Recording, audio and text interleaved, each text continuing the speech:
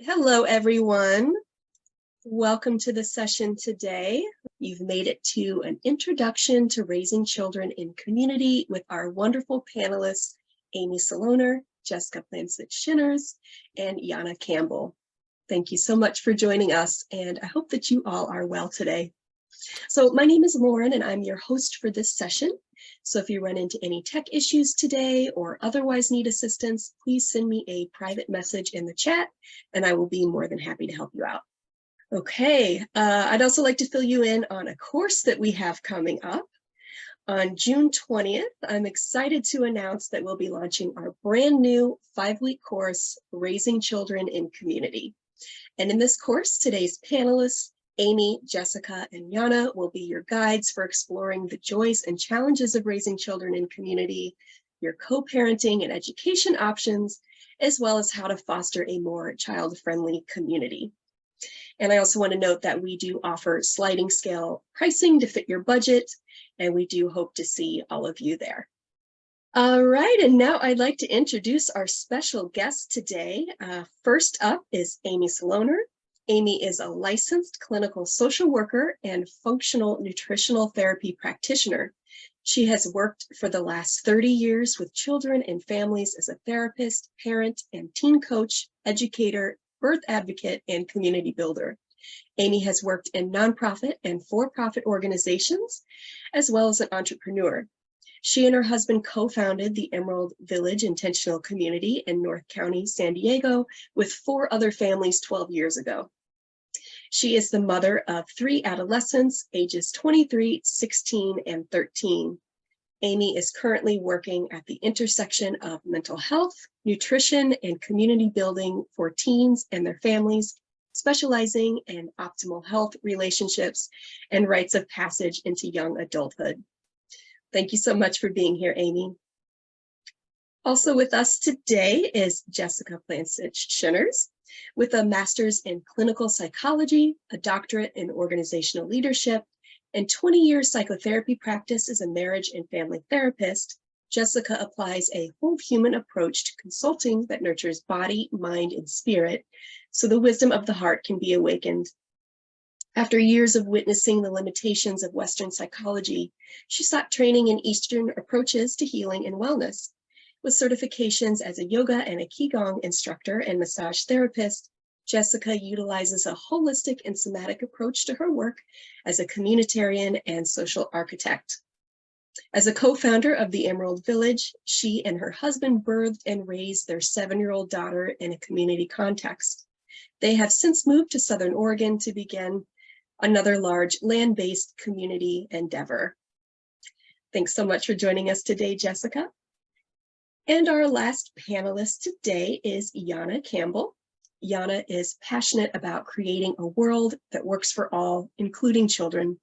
As an unschooling mother of 2, devoted student of conscious parenting and nonviolent communication, she serves the great turning by sharing what she knows about raising children in joy, respect, and connection. She is particularly drawn to supporting inquiry around the delicate ecosystem of family and children within the context of intentional community. When she isn't making snacks and holding space for big feelings, she's fermenting, baking, cobbing, foraging, growing, or skinning something, and trying to start an unschool. Janne is a founder of Warm Springs Children's Village, where she consults with communities and other organizations who wish to support the liberation of children within the container of the community. So thank you, Janne, for hanging out with us today. All right. So now I just invite you all to get settled in, perhaps grab a drink or a snack, maybe do some light body stretches in whatever way feels comfortable for you. Maybe take a few deep breaths, whatever you need to arrive in this moment.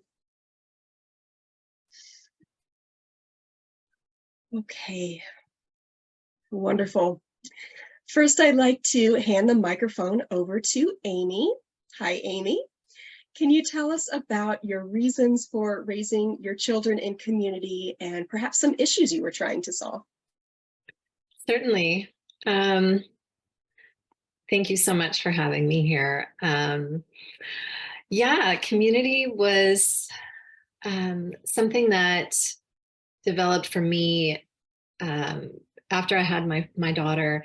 I felt really alone. I felt really alone raising her. I had moved from the large community that I'd been a part of in Los Angeles to San Diego to be with my husband, and I felt really alone. And I really wanted to feel connected, to feel supported, to feel like there were other people with similar mindset as me in raising my children. I had started to meet new moms, but it was very difficult to find people who had the same sort of philosophy or mindset about raising children. And I was really looking for a place to feel that connection and support.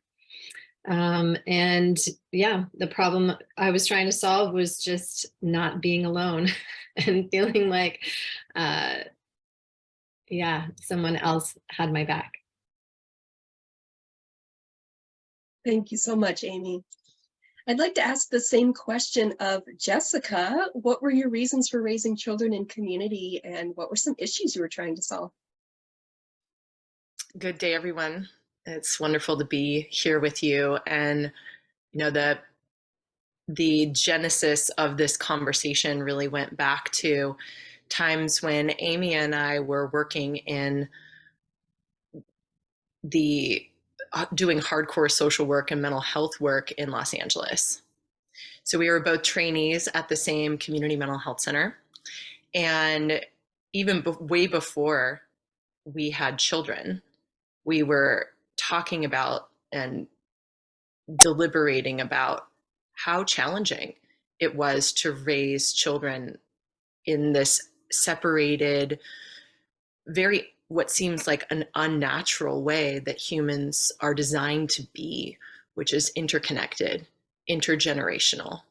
And so many of the mental health, the behavioral, the substance abuse issues, the economic issues that our clients were facing and thereby their children were impacted by, we felt could really be remedied if we could find ways to come together and overcome our differences, overcome staunch individualism, and relearn how to be familial again while still maintaining our autonomy and our differentiation.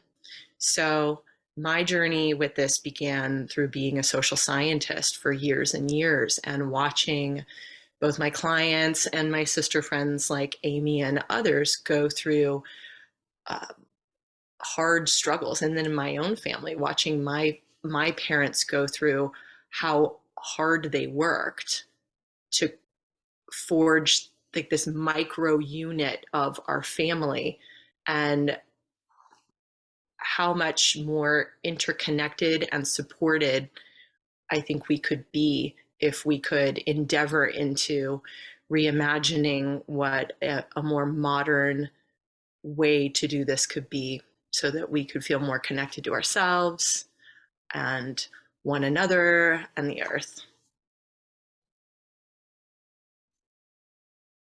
Beautiful response. Thank you, Jessica. Now I'll pass the mic over to Janne. Same question for you. What were your reasons for raising your children in community, and what were some issues that you were trying to solve? Yeah, well, I feel a lot of resonance for what both Amy and Jessica said. And from my experience of, being a mother to very young children within a nuclear family setting, yeah, I think I've always been aware since my kids were, my first was an infant, that the structure of a nuclear family is totally inadequate for raising humans and caring for mothers, but the whole family as well. So, I think I'd been curious about community since before I had had children, because I have felt as a human living under capitalism that I was sort of culturally homeless. And I have this vision of a future where, people from, even my background of like mostly European ancestors, mostly colonizers, that we actually might re-embed ourselves somewhere and have something for future generations to be born into that feels richer and more connected than the experience that most of us currently have. And I just, as a new mother, having my only sources of contact be when I drive into town to go to a playground or something, just felt so unbelievably depressing. I wanted to live in a place where there were people around, where there were other mentors and friends for my kids, both for them, but also, for myself. I really needed it.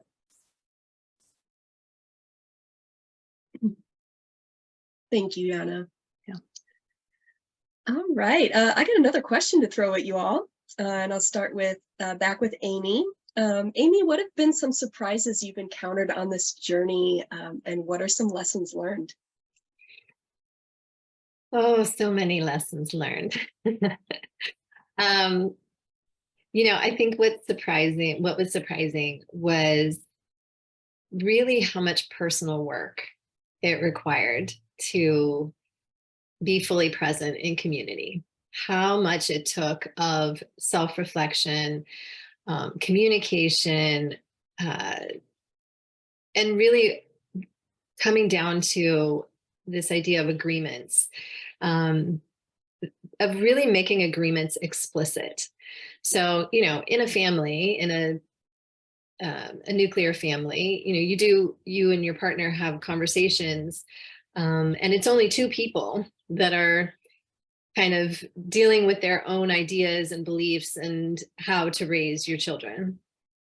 But when you live in community and you have many ideas and there's a lot of overlap, because you don't just have, the rules and agreements in your household, you have rules and agreements within the entire community. And those need to be negotiated. So the continual negotiation, and not just creating a rule, but revisiting. And as the children grow and as the community evolves, what's important to us, and this continual dialogue. And I don't know that it's as apparent it definitely happens in a nuclear family, but I don't know if it's as apparent how much of that conversation has to happen than when you have multiple people and multiple children and various needs. In our community, we have a range of neurodiversity. We have children with special needs. We have children who are, very bright. They're all very bright, but they're all bright in different ways, and they all have different needs, and all the parents have different needs.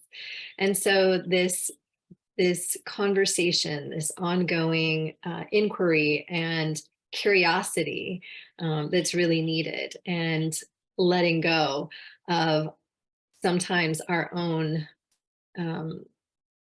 beliefs, but doing our own personal work to process through our own familial traumas and challenges to be able to be present and show up and support each other. So that's definitely been a surprise, and and a beauty. You have to be willing to really look at yourself and look at your beliefs and your ideas, and find ways to negotiate. Oh, yeah. Thank you, Amy.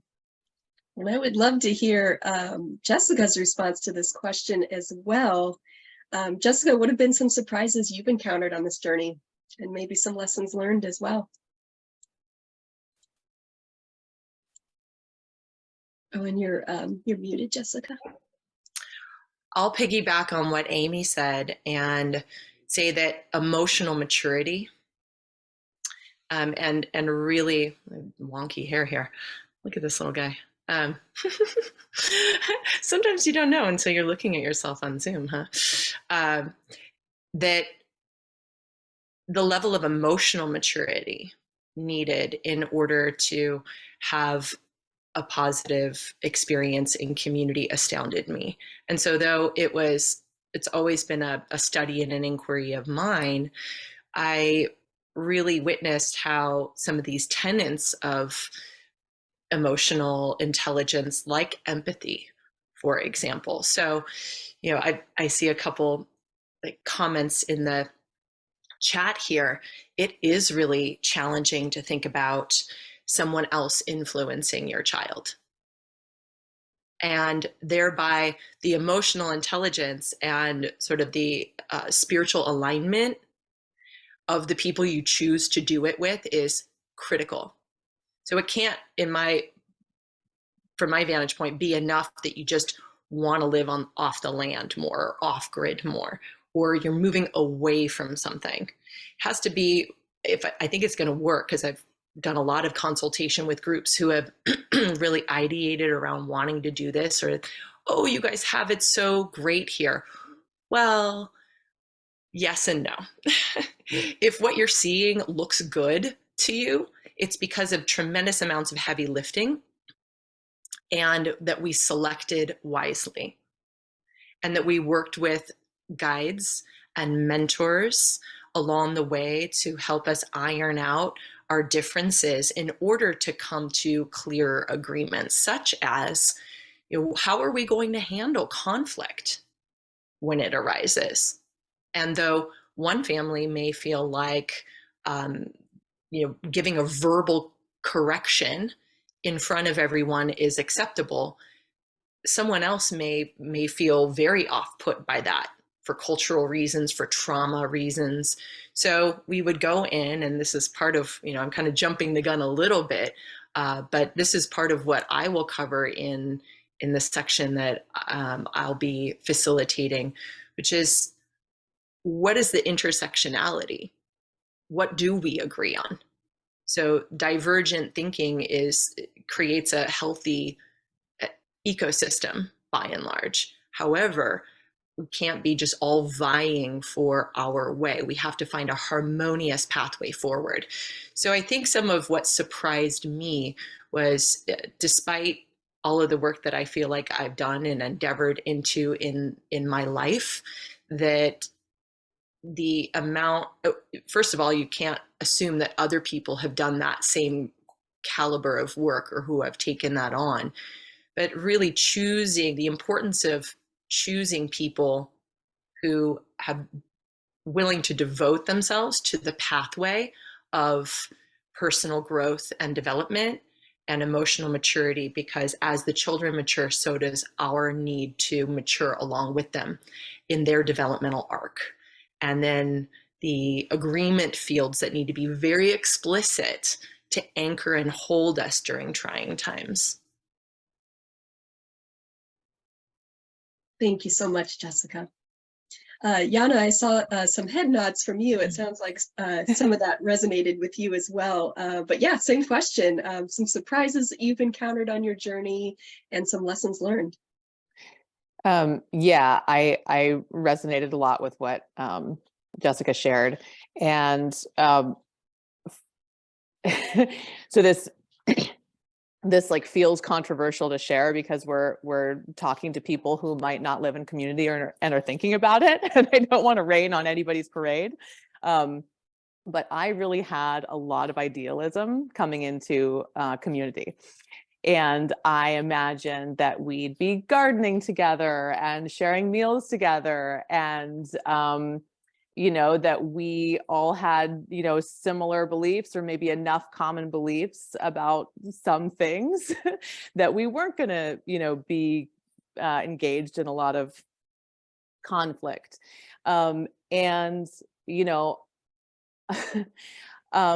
We do garden together, and we do share meals together, and there's an enormous amount of conflict living in community.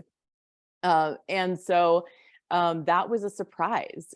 You know, I really felt like, yeah, and what Jessica was saying just about selection, you know, either choosing a community that is already formed to join, or in creating your own.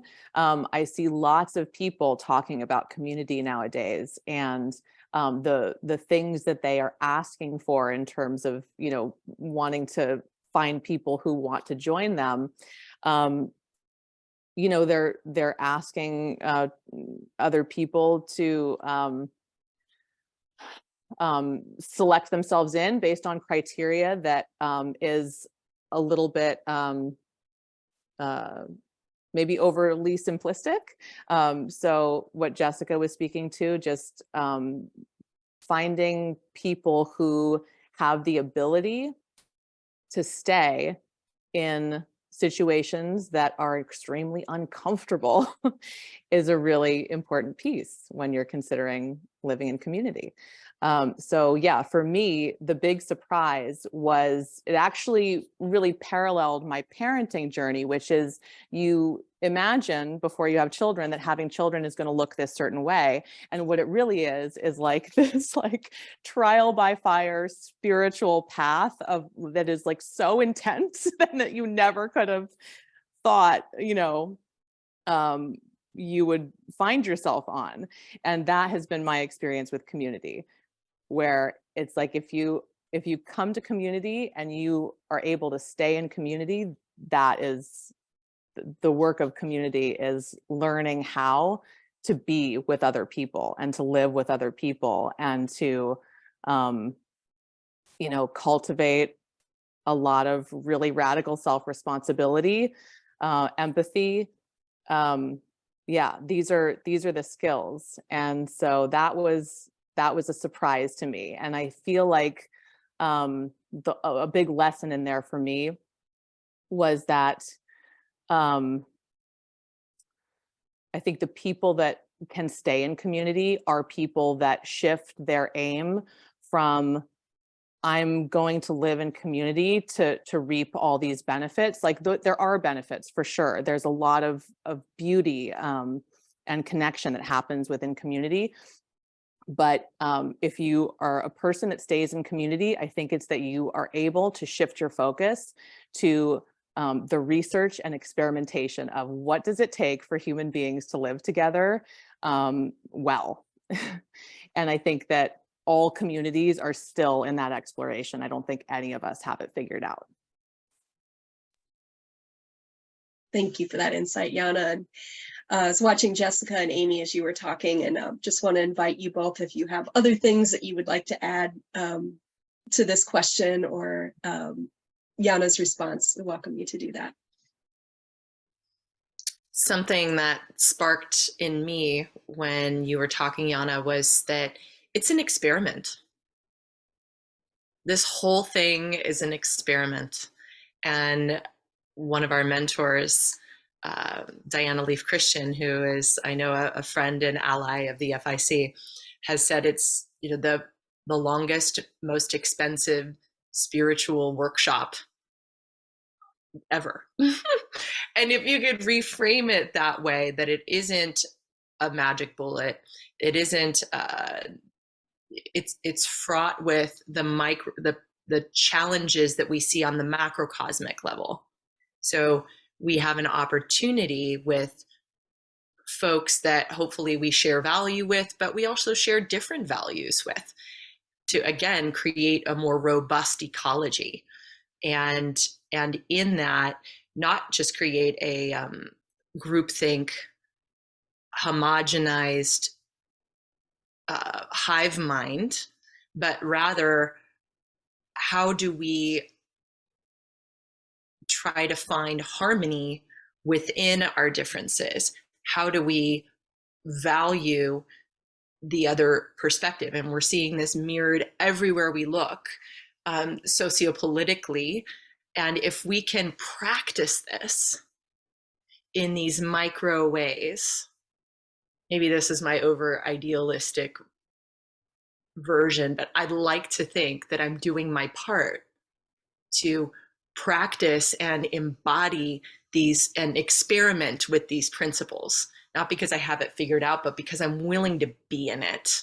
And thankfully, I have some tools to settle my nervous system when I'm really activated and triggered, because it's very confronting. And so hopefully through this course, we would offer you what we've learned about settling that nervous system, maintaining a curious, growth-minded mindset to be able to keep the heart open and stay present when you want to run away. Because I've wanted to run away plenty.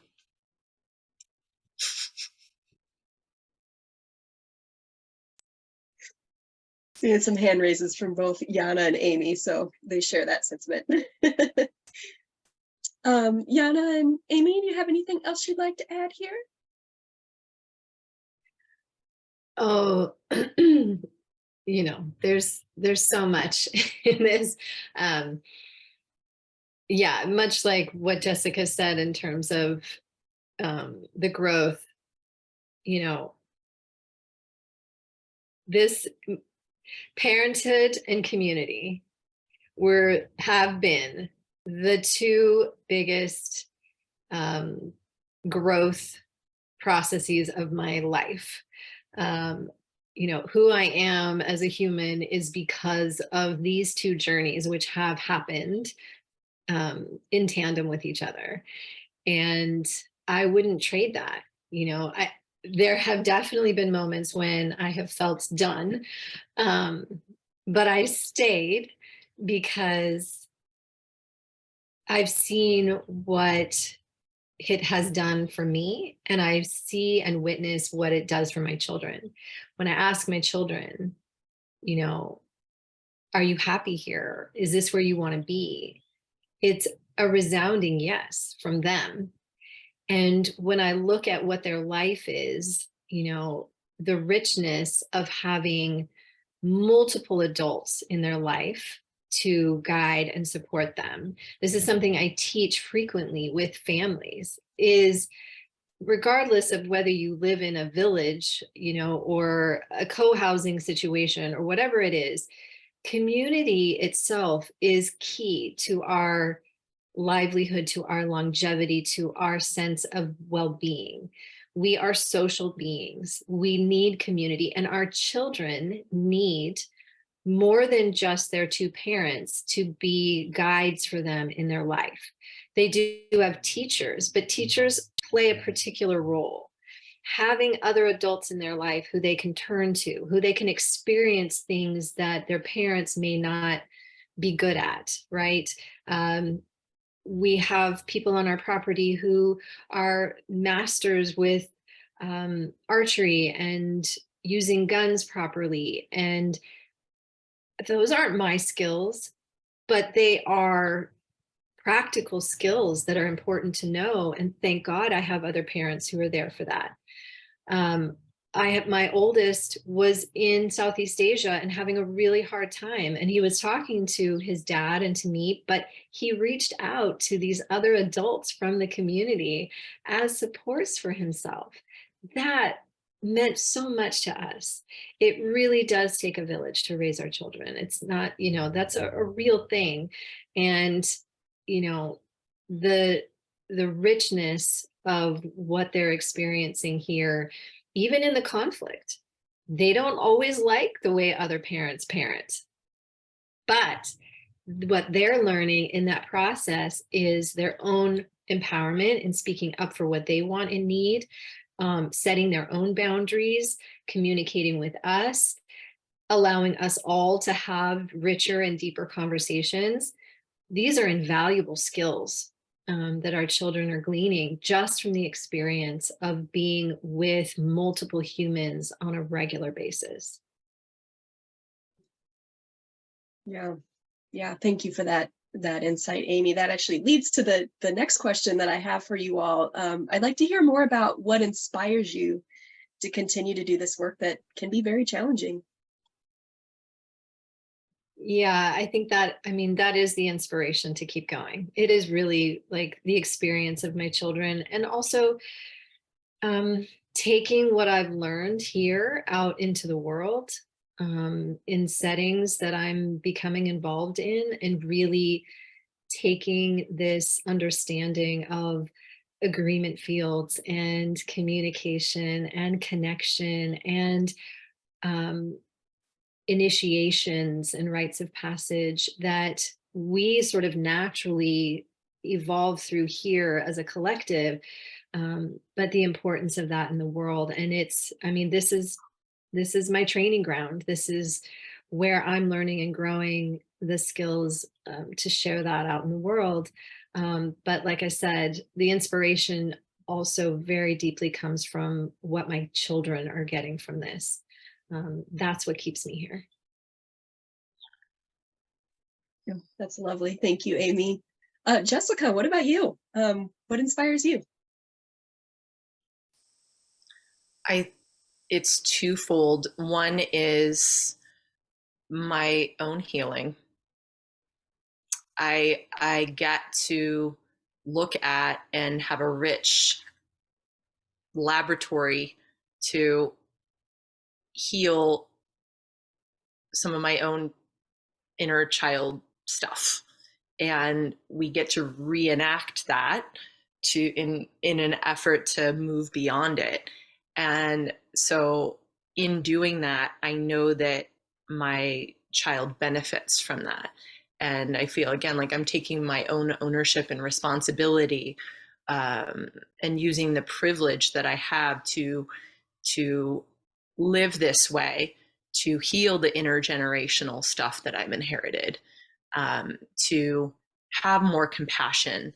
And as a mother of an only child, I see how her socialization skills, her capacity to navigate intense social dynamics, her own empathy has been heightened and so vastly different than if we were just living in our own bubble. So I witness her practice and embody things that I don't think that she would do otherwise. And that we made the decision in part to only have one child because of the intention to raise her in a more communal context, that she wouldn't be isolated, that she would have the interaction with other children and auntie uncle figures, as well as the interesting people that kind of float through and cross pollinate. That's some of the best part of it, is that we've created a container where really fascinating humans come through and grace us with their art, with their very divergent, different ways of thinking. And they get to learn from these people, observe these people, and not just have it be once they get later into the world, into high school, but they have this rich context of human interaction, that I think just enriches my life. And I know that as a result, it creates a more robust spectrum of human experience for her. That's wonderful. You have one lucky kid. Yana, I would love to hear your response to this question as well. What inspires you to continue to do this work? Yeah, I think getting to see my kids growing in their own capacity is hugely inspiring to me. You know, my kids get to see adults every single day, communicating about the impacts that somebody else's actions are having on them, the needs that they have, and, you know, endeavoring together to come to mutual understanding about things. I mean, my kids get daily exposure to that. And I think that that is getting maybe increasingly rare. I don't know, but that's my sense, is that I see a lot of people, when we're exposed to things that don't feel good to us, especially when it comes to our children, we're all our children's protectors, and we want people to relate to them in a way that feels good to us and good to them. And I, for many years, had this instinct of like, actually, I need to wall myself off because I feel so raw in relation to seeing people interacting with my children. That was a big part of my first leg of community, was realizing how much I was trying to protect myself and protect my child. I have a neurodivergent child as well, who needs extra support and who many adults find really challenging. So I went through that phase of actually really trying to kind of encapsulate, and then realizing that my personal capacity, my ability to be in the world and be effective at anything that I wanted to do or give to the world was really hindered by that. So for me, I have dedicated myself to starting to break down those barriers between me and other people. And as I do that, I see my children being able to do that. I see my children growing in their capacity to have people relate to them in a way that doesn't feel great, and voice that it doesn't feel great, and ask for the things that they need. And I think, like, wow, if we could raise a generation of children who have those skills. I mean, my 7 and 4-year-old kids have skills that most of the adults that I know do not have. Yesterday, my 7-year-old asked me if I had the capacity to go on an outing, to take them on an outing, because we've been talking a lot about my capacity being a little bit lower right now due to multiple circumstances. So they're like, a 7-year-old is aware that they have a desire, that they're in relationship with me, a person who also has needs of their own, and checking in to see where I'm at and if this would be workable for me. So that is really strong, big, beautiful inspiration for me. Oh, that is so very sweet. Thank you for sharing that, Janne. All right, I'm seeing a few questions come in, so I'm just going to make some space to answer some of these questions now. So I welcome whoever feels compelled to respond, please do. We have a question from Jennifer, and I think this might have been originally asked of you, Amy, but again, anyone's welcome to answer. But Jennifer's wondering if you can provide an example of a community agreement related to child rearing. Absolutely. We have many agreements. There was a document created that sort of was written as both a way to clarify sort of where we were, and also to help new people coming in to understand sort of the way that we were parenting, so that they had a sense and how to integrate well. And agreements are really, when it comes to child rearing, we have various agreements around food and meal times. Some people have special needs as it comes to food, and this one shifts all the time, but we have to speak our needs and then discuss how best to accommodate all the needs. We have other agreements around discipline. How do we allow others to discipline? How do we discipline? What are our boundaries around that? What's okay and not okay? We have agreements around media. Some of us have different philosophies around media, but had to find ways to honor and respect, but also some of us relax a little bit because it was difficult to have multiple children with different agreements. So these are, again, like I said, many ongoing conversations that shift as children grow. And as each, we have kind of groupings of ages. We have adolescents, we have some younger children. We don't have any babies anymore, but we did.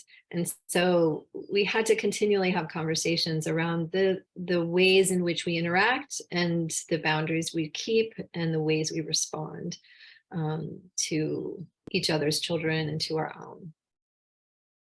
I hope that answers your question. Thank you for that, Amy, and appreciate that question, Jennifer. I'm going to move on, keep us moving, and move on to the next question here. This one's from Cyrus. Can the panel give some tips on how to choose / gauge compatibility within a group? One tip I learned from a previous IC webinar was gauging how receptive a new member is to weekly or monthly communication sessions. If someone expresses frustration with that, could be a red flag that they won't be a good fit since disagreements are bound to happen. I'll take that one on. I think it even goes back, distilled back down to values, and really doing a deep, honest dive around the internal compass that we are navigating around, and being willing to put that on display and really own that in a transparent way, because these are oftentimes embedded in the way that we navigate. But if they're not made explicit, and if we don't address and make those visible from the beginning, then we can be yanked in various ways, in very painful ways. And so I think it comes down to first a discovery for oneself, and then a willingness to put on display these values, see where the crossover in the Venn diagram is, and then creating like agreement fields in that crossover. And I think what is being spoken to here is there a willingness to keep coming to the center, to have curiosity, reflection, agility, nimble-minded and heartedness in order to keep adapting and updating our belief systems. And if someone isn't willing to do that, or if there isn't a coalescence at the core around the willingness to be in the conversation, to be receptive, and then to apply learning, then I just think it's going to be it's going to ask more than someone's got the willingness to show up in.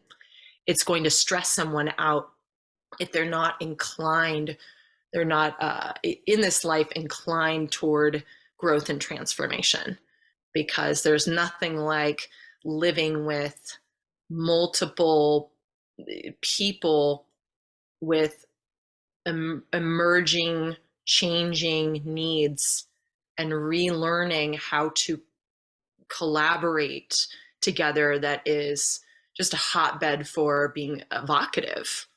And if someone isn't willing to play that game, it's not the right game to play.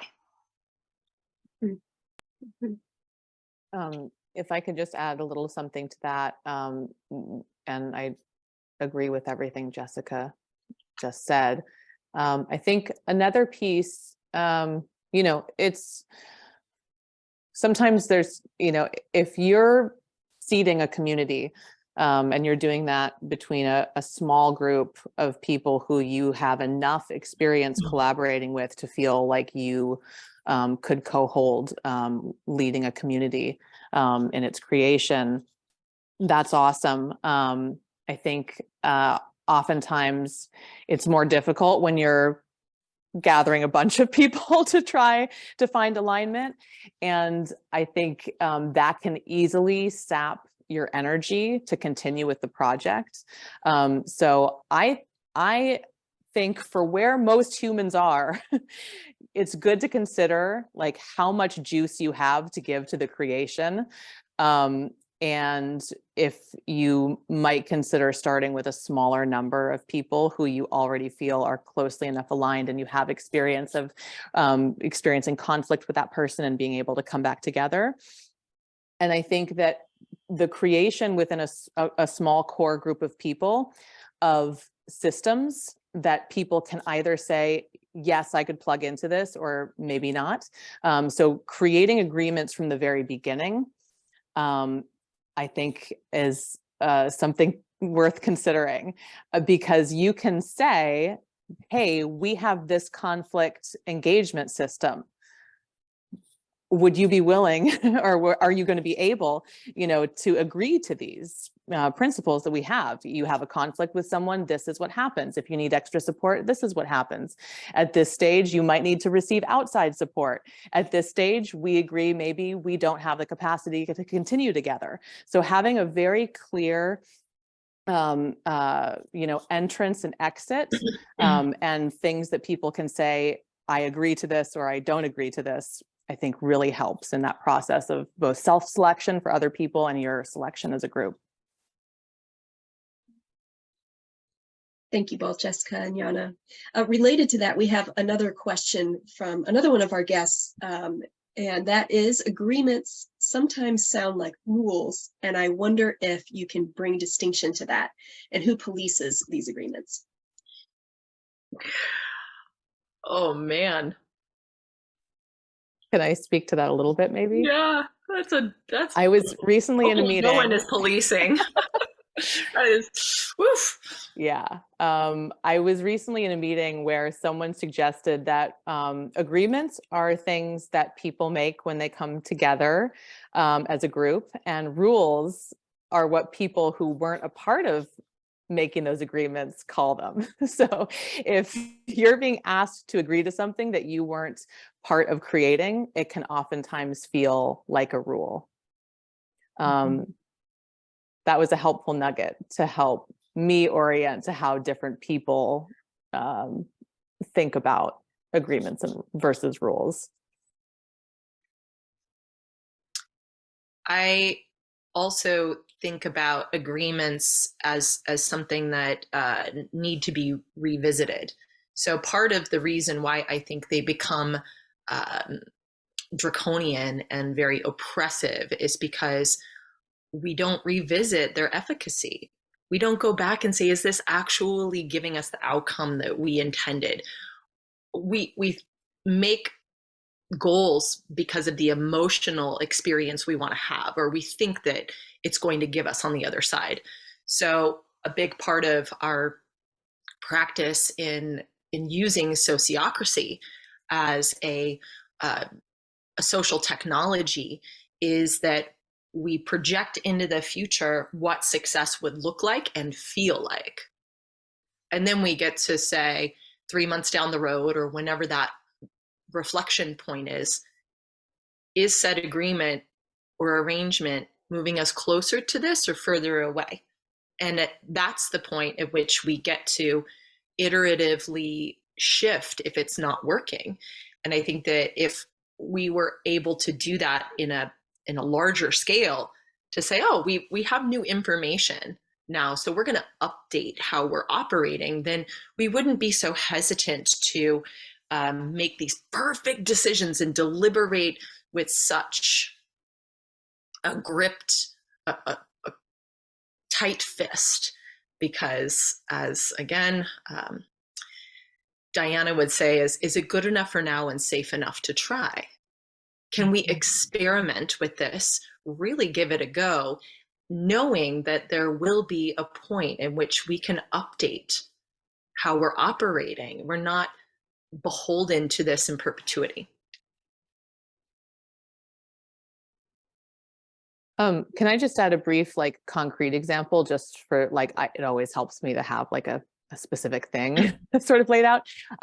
So if your community needs to develop some type of a policy for how to have personal pets on the land, say, you might have an agreement that animals that people need to feel safe from physical harm and like not step in dog poop, and that could be an agreement that you have rather than like when I think of the rule side, the rule might be like your dog must be on a leash at all times, or your dog can't be in the common space unless it's under voice command. Like those are rules where, and so in that sense, they're sort of more like a strategy. Whereas if we're looking at agreements on the level of needs, it's much easier to understand, oh, right, like people have needs associated with this thing. And we orient to those needs rather than some type of outside authority or rule. Yeah. Thank you. Thank you for your thorough and helpful responses. I appreciate that question as well. I'm going to shift a little bit here, and I'd like to invite our panelists today to share a little bit more about the classes that they'll be teaching in our Raising Children in Community course. So Amy, I'd like to hand the microphone over to you first. You are leading a class called Intentional Community for Families, what it is, isn't, and can be, as well as co-leading a class called The Joys and Challenges of Children in Community. So tell us some more about what you'll be guiding us through. Certainly.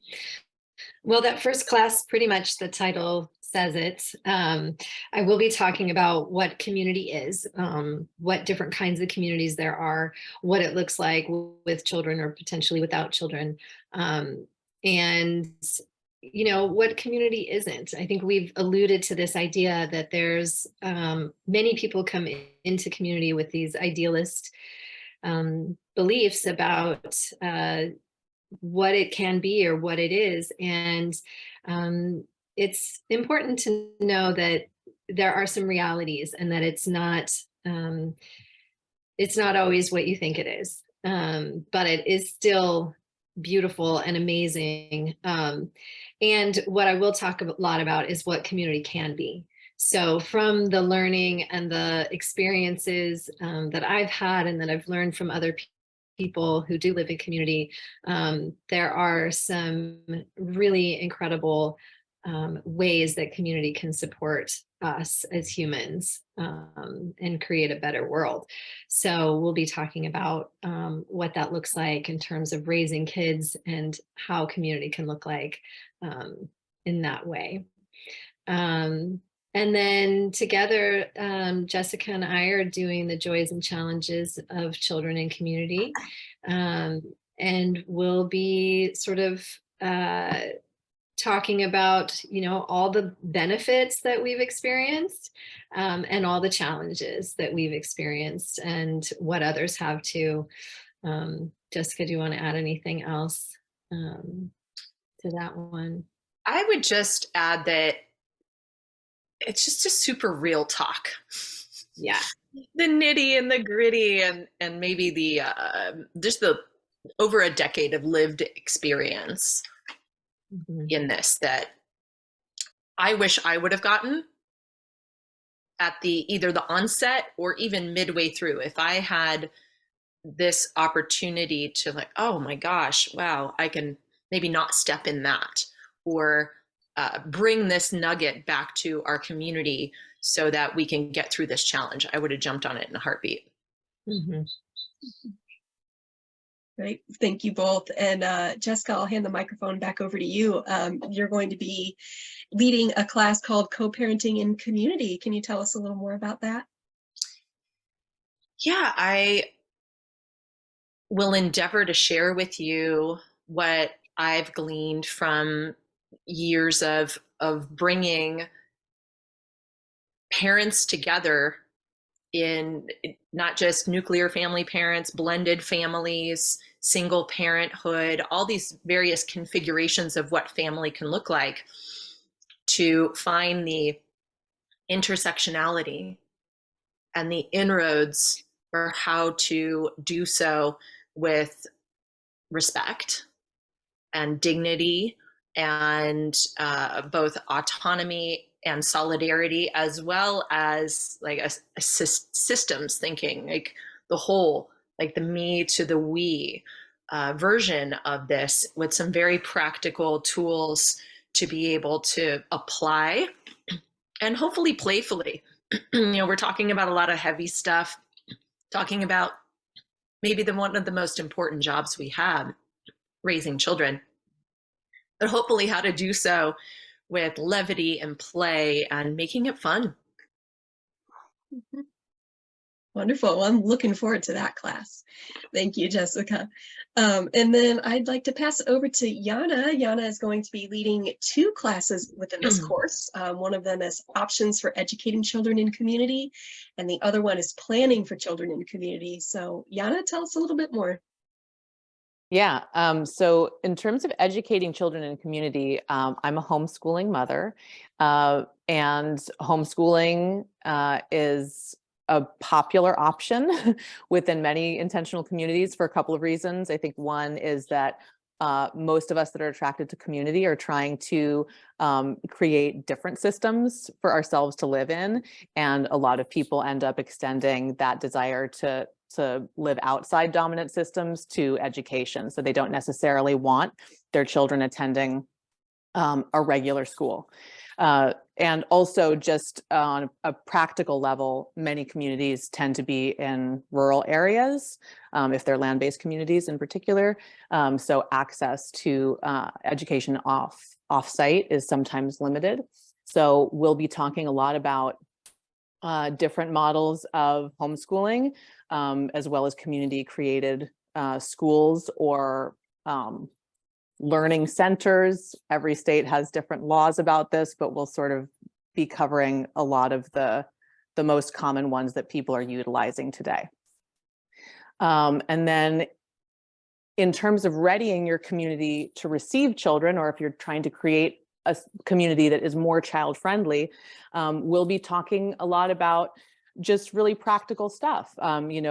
The different needs that families have within the context of community when it comes to expectations of work and plug-in, in terms of other adults having capacity and willingness to participate in parenting or mentorship. So yeah, we'll mostly be coming at that from a perspective of what families need within community to thrive, and talking about some of the ways that those needs can get met more fully. And I'm muted.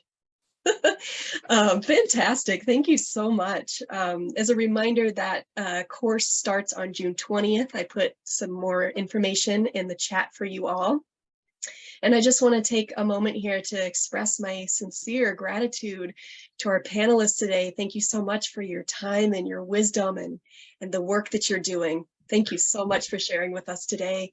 And also thank you to everyone who's here today for engaging, for asking your wonderful questions, and just an overall thank you to you all for just doing this challenging but really, really important work.